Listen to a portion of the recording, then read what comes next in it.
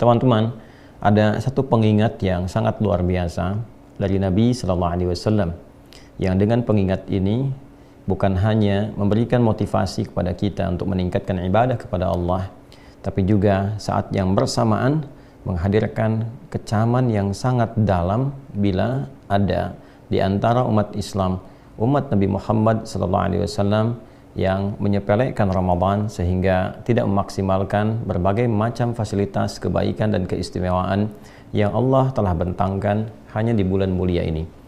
Hadis dimaksud diriwayatkan oleh Al-Imam At-Tirmidzi diantaranya dalam kitab Sunan beliau nomor hadis 3545 yang tersambung sanadnya kepada sahabat mulia Abu Hurairah radhiyallahu taala anhu dari Nabi sallallahu alaihi wasallam. Satu kali Nabi sallallahu alaihi wasallam bersabda, "Raghima anfu rajulin liman dzukirtu 'indahu falam yusalli 'alayya. Raghima anfu rajulin liman dakhala 'alaihi Ramadan thumma salakha qabla an yughfara lahu. Raghima anfu rajulin adraka 'indahu abawahu al-kibar aw ahaduhuma falam yudkhilahu al-jannata." Teman-teman, ada 3 yang disampaikan oleh Nabi SAW dalam hadis ini. Yang pertama beliau sampaikan, raghima anfu rajulin, sangat tercela seseorang, jauh dari rahmat Allah Subhanahu wa taala dan sungguh merugi. Jadi raghima anfu rajulin ini kalau secara tekstual diartikannya kotor hidung seseorang, kan? Ya, kena debu, ya, kena kotoran, ya, ini menunjukkan seseorang yang biasanya mohon maaf dalam peribahasa Arab itu kalau dia kotor, kemudian juga tampilannya tidak bersih, menunjukkan pada sesuatu yang kurang baik, kurang elok, ya. Namun dalam peribahasa ini juga menunjukkan sesuatu yang sangat tidak mulia, ya. Kalau kita hadirkan dalam bahasa sekarang, sesuatu yang terhina, ya, sesuatu yang sangat merugikan. Ini gambarannya. Jadi tadi saya artikan di awal, raghima anfu rajulin.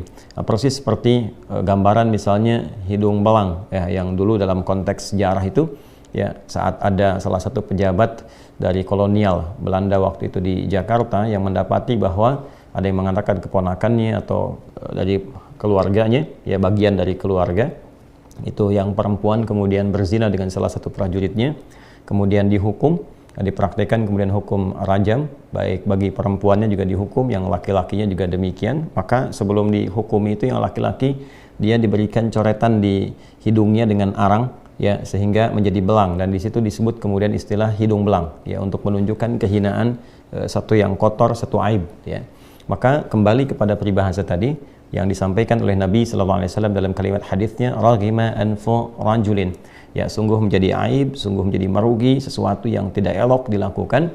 Liman dzukirtu 'indahu falam yusalli alaihi. Yang pertama adalah orang-orang yang disebutkan namaku kata Nabi Muhammad SAW, ya, maka dia tidak bersalawat kepada Rasulullah. Ya, disebutkan nama Nabi Muhammad SAW, tapi dia tidak bersalawat. Jadi aib kata Nabi, seseorang yang disebutkan nabinya, ya kan, orang yang telah diutus Allah Subhanahu wa taala untuk membimbing dia menuju kebaikan, memberikan syafaat pada kemuliaan, mengajarkan pada kebaikan, membawa pedoman yang mengantarkan pada kesuksesan, kebahagiaan. Bahkan ketika disebutkan pun tak mampu bersolawat kepada Nabi Sallallahu Alaihi Wasallam. Bahkan dengan solawat itu pun sebetulnya kasih sayang Rasulullah yang memohonkan kepada Allah, ya kan? Dengan mencintai Nabi menyebutkan solawat, justru kembali kepadanya 10 kebaikan, ya kan? Man shalla alayya salatan sallallahu alaihi asyra salawat. Siapa yang bersalawat kepadaku kata Nabi sallallahu alaihi wasallam, maka Allah memberikan 10 kemuliaan kepadanya. Jadi bukan berarti Nabi menginginkan, ya, hal-hal yang disanjung, ditinggikan, bukan itu poinnya. Ya, Nabi sampai menginginkan semua umatnya itu, laki-laki, perempuan, siapapun mendapat kemuliaan lebih. Bahkan dengan mengingat nabinya saja yang menghadirkan kemudian ketakwaannya kepada Allah, ingat pedomannya, ingat kemuliaan-kemuliaannya, justru Nabi mengharapkan, ya Allah berikan kemuliaan kepadanya, balas ia. Ya, sampai di titik ini kita bisa memahami bagaimana kasih sayang seorang Rasulullah SAW kepada seluruh umatnya.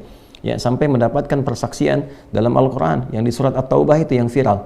Laqad ja'akum rasulun min anfusikum azizun 'alaihi ma 'anittum harisun 'alaikum bil mu'minina raufur rahim.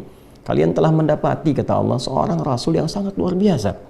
Azizun 'alaihi ma 'anittum, ya, yang saking tingginya perhatian beliau kepada engkau, beban kalian itu kalau mampu ditanggung oleh Nabi akan dipikul, ya kan? Jadi tidak ingin melihat umatnya punya beban. Ya, kita bisa gambarkan seorang yang mungkin saya, Anda, atau kita semua tak akan luput dari maksiat, kan? Masya Allah, sangat ringan dengan mencintai Rasulullah, bersalawat kepadanya, kita mendapatkan anugerah 10 kebaikan dari Allah Subhanahu wa Ta'ala, dan boleh jadi akumulasi itu mendatangkan syafaat Rasulullah kemudian di hari akhir, ya kan? Saking cintanya kata Allah kepada kalian itu, kalaupun kalian bersua dengannya punya beban, Nabi ingin mengambil beban itu, ya seakan-akan mengharapkan umatnya nggak punya beban. Ya, maka dengan sosok seperti itu seharusnya mendengar saja kita sudah bukan hanya mengingat tapi menghadirkan cinta kepada Rasulullah sallallahu alaihi wasallam.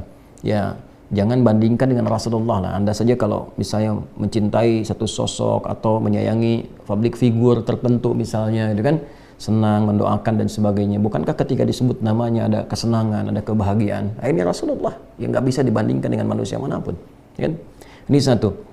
Jadi yang kedua, raghima anfu rajulin. Nah, ini yang menariknya kaitan dengan Ramadan. Raghima anfu rajulin liman dakhala alaihi ramadhanu. Ya, tercela aib bagi seseorang, sungguh merugi, gitu kan? Orang yang mendapati Ramadan. Jadi dia bisa hadir di bulan Ramadan, gitu kan?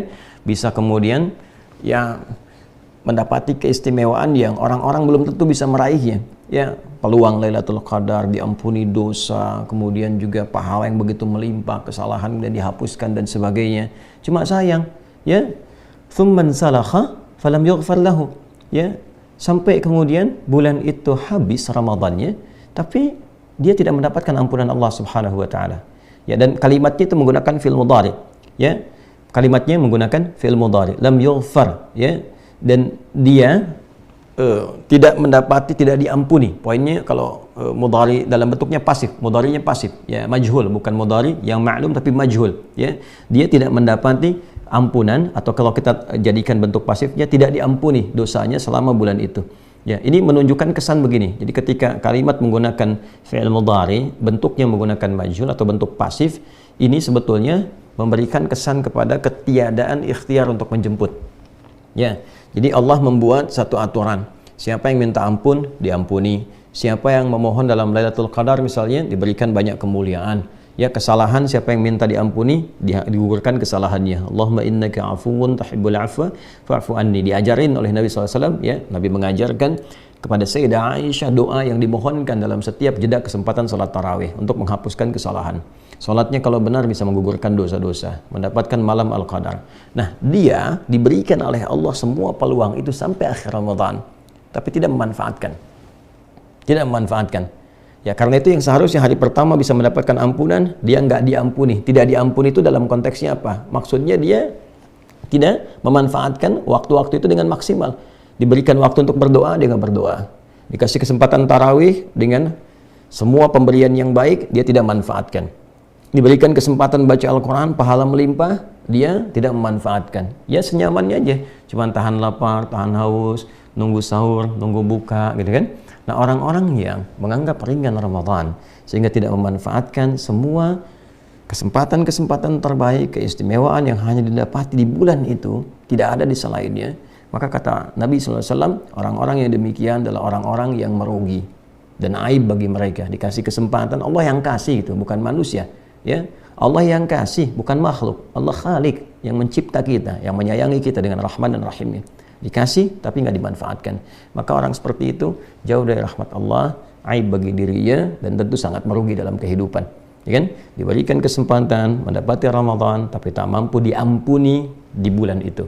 Maksud tak mampu diampuni itu bukan Allah tidak mengampuninya, tapi dia tidak berikhtiar untuk mendapatkan ampunan Allah Subhanahu wa Ta'ala dengan menunaikan berbagai ibadah, mengoreksi diri, dan tentunya memanfaatkan semua fasilitas kebaikan yang telah Allah tebarkan.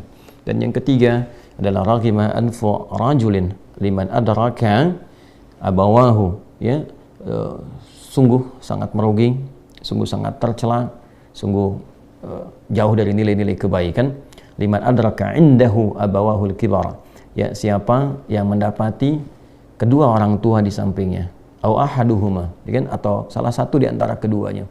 Jadi bisa ayah, bisa ibu, dia sudah matang, gitu kan, orang tuanya sudah sepuh, tapi ternyata tidak menggunakan itu sebagai fasilitas untuk berbakti kepada kedua orang tuanya dan berusaha memasukkan kedua orang tuanya ke surga. Falam yudkhilahul jannah. Maksudnya apa?